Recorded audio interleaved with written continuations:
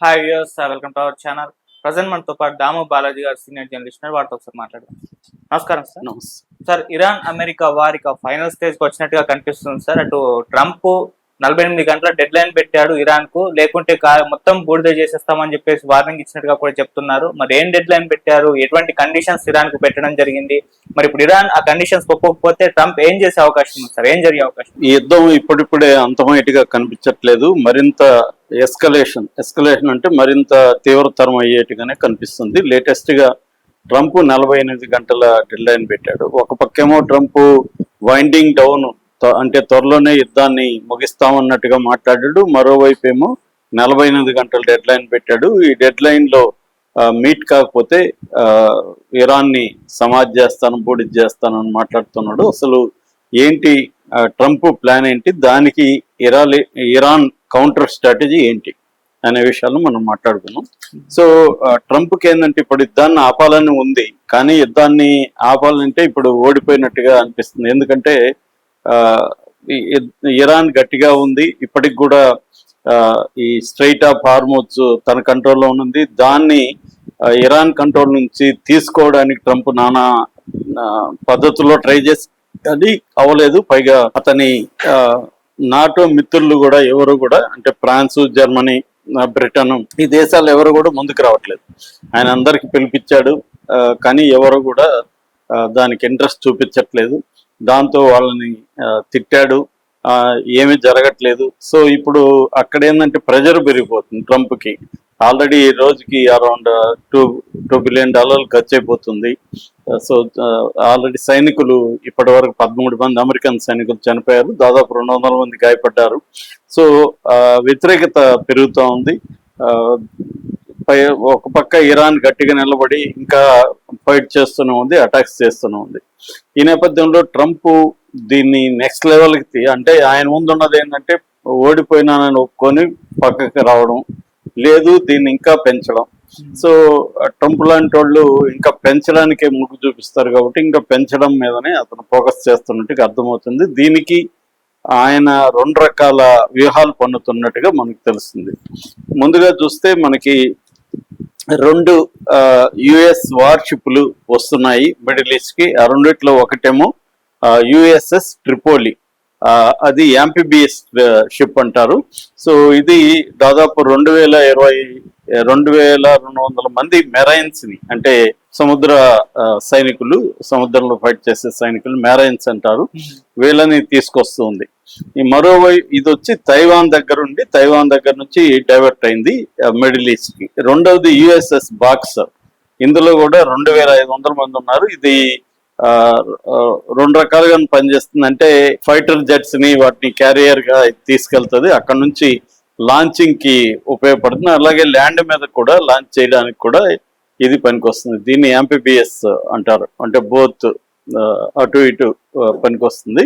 So దీన్ని ఇప్పుడు ఈ 2 షిప్పుల్ని తీసుకురావడం, తర్వాత దాదాపు 5000 మంది మెరైన్స్ ని తీసుకురావడంలో 2 వ్యూహాలు ప్రధానంగా కనిపిస్తున్నాయి. ఒకటి కార్గ్ ఐలాండ్ ను వసూలు చేసుకోవడం. ఆల్రెడీ కార్గ్ ఐలాండ్ మీద రికగ్నైజెన్స్ డ్రోన్స్ తిరుగుతున్నాయన్నమాట. అంటే ఆల్రెడీ ఒకసారి అటాక్ చేశారు, కాకపోతే మిలిటరీ స్థావరాల మీద అటాక్ చేశారు. కార్గ్ ఐలాండ్ గురించి మనం డీటెయిల్ గా ఒక వీడియోలో చెప్పుకున్నాం. కార్గ్ ఐలాండ్ ఏంటంటే ఈ పర్షియన్ గల్ఫ్ కి 24 కిలోమీటర్ల దూరంలో ఉంటుంది. ఇది మొత్తంగా ఒక చిన్న దీవి, 20 కిలోమీటర్ల వైశాల్యంలో ఉంటది. సో ఈ దీవులు ఏంటంటే ప్రధానంగా 90% ఇరాన్ కి సప్లై అయ్యి ఇంధనం అంతా ఇక్కడ నుంచే ఉంది. అట్లాగే ప్రపంచానికి ఎక్స్పోర్ట్ చేసే ఇరాన్ ఆయిల్కి సంబంధించి మొత్తం ఇక్కడే 90% ఇక్కడే ఉంది. సో ఇది ఒక రకంగా గుండెకాయ అని చెప్పొచ్చు. దీన్ని క్రౌన్ జవల్ అని కూడా పిలుస్తారు. సో దీన్ని ఫార్బిడెన్ ఐలాండ్ కూడా అంటారు, ఎందుకంటే ప్రజలు అక్కడికి ఈజీగా పోలేరు, అది కంప్లీట్ గా ఐఆర్జీసీ కంట్రోల్లో ఉంటుంది. అలాంటి దాన్ని ఆల్రెడీ ఒకసారి అటాక్ చేసి చూపించాడు ట్రంప్. అప్పుడే చెప్పాడు, నేను ఇప్పటికే ఆయిల్ జోలికి వెళ్ళట్లేదు, అవసరమైతే వెళ్తానని అప్పుడే చెప్పాడు. ఇప్పుడు ఏంటంటే దాని మీద కానీ అటాక్ చేస్తే మళ్ళీ ఆయిల్ సంక్షోభం ప్రపంచవ్యాప్తంగా వచ్చే అవకాశం ఉంది. కాబట్టి ట్రంప్ ప్లాన్ ఏంటంటే ఆయిల్ మీద అటాక్ చేయకుండా సైన్యాన్ని దింపి దాన్ని కంట్రోల్లోకి తీసుకోవాలి, తన కంట్రోల్లోకి దాన్ని తీసుకోవాలి. అప్పుడు ఏమవుతుందంటే ఇరాన్ పీక పిసికినట్టు అయిపోతుంది, ఎకనామిక్ గా చోకింగ్ అంటారు, చోకింగ్ పాయింట్ అయిపోతుంది. సో ఇరాన్ ఎటు కదలేని పరిస్థితి అయిపోతుంది, కాలబేరానికి వస్తుంది అనేది నెంబర్ 1 ప్లాన్. నెంబర్ 2 ఆయన చెబుతున్నది అంటే మామూలుగా ఎప్పుడు కూడా ట్రంప్ చెప్పేది ఒకటి చేసేది ఒకటి చేస్తుంటాడు. దీన్నే డిసెప్షన్ ఆఫ్ వార్ అంటారు, దాన్ని అతను సర్ప్రైజ్ అంటాడు. సో ఏదేమైనా అతను చెప్తున్నది ఏమంటే 48 గంటల్లో కానీ మీరు స్ట్రైట్ ఆఫ్ హార్మోజ్ ని క్లియర్ చేసి అన్ని షిప్పులను వదలకపోతే నేను మీ దేశంలో ఉండే విద్యుత్ కేంద్రాలన్నిటి మీద దాడి చేస్తానని చెప్తున్నాడు. అంటే కంప్లీట్ గా ఎనర్జీ మీద ఫోకస్ చేయాలనేది ట్రంప్ ప్లాన్ గా చెప్తున్నారు. సో అంటే ట్రంప్ కి వేరే మార్గం కనబడలా. హార్మోజ్ ని జలసంధిని విముక్తి చేయాలంటే తన సైన్యం సరిపోదు, అక్కడ ప్రాబ్లమ్స్ వస్తాయి. రెండోది ఆల్రెడీ అమెరికన్ సైనికులు చనిపోతున్నారు, ఇప్పుడు కానీ అది జరిగితే అమెరికన్ సైనికులు ఎక్కువ చనిపోయే అవకాశం ఉంది. అది ఇంటర్నల్ గా ప్రాబ్లం, ఎందుకంటే నవంబర్లో మిడ్ టర్మ్ ఎలక్షన్స్ ఉన్నాయి, ఆల్రెడీ వ్యతిరేకత ఉంది ట్రంప్ కి. సో అందుకని అతను ఏమనుకుంటున్నా అంటే ఇరాన్ గుండెకాయని మనం పట్టుకుంటే ఇరాన్ కలబేరానికి వస్తుంది అనేది ట్రంప్ ప్లాన్. అయితే ఇరాన్ స్ట్రాటజీ ఏంటి? ఇరాన్ ఏంటంటే వీటన్నిటికి ప్రిపేర్ అయింది. అంటే అమెరికా, ఇజ్రాయెల్ మన దేశంలో దేనిదైనా అటాక్ చేయొచ్చు, దేనిదైనా అటాక్ చేస్తే మనం ఎలా ఉండాలనేది ఎప్పటి నుంచో అది ప్రిపేర్ అవుతూ వచ్చింది. దాని సింపుల్ ఇరాన్ స్ట్రాటజీ ఏంటంటే నేను మునిగిపోతే ప్రపంచాన్ని ముంచుతూ మునిగిపోతాను, నేను ఒకడే మునగను అనేదే ఇరాన్ ప్లాన్.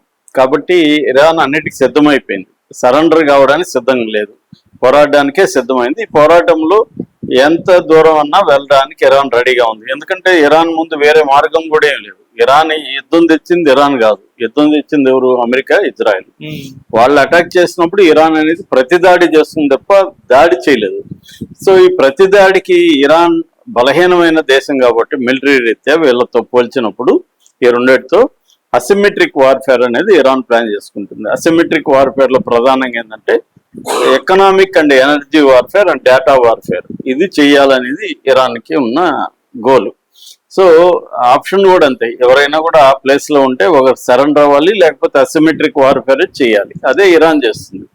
సో ఇప్పుడు ఒకవేళ కార్గిల్ అని పట్టుకుంటే దాని మీద వీళ్ళు అటాక్ చేసే అవకాశం ఉంది, దాన్ని వీళ్ళే ధ్వంసం చేసే అవకాశం కూడా ఉంది. ఎందుకంటే ప్రపంచవ్యాప్తంగా ఆయిల్ క్రైసిస్ క్రియేట్ చేయాలనేది ఇరాన్కున్న, ఎనర్జీ క్రైసిస్ క్రియేట్ చేయాలి.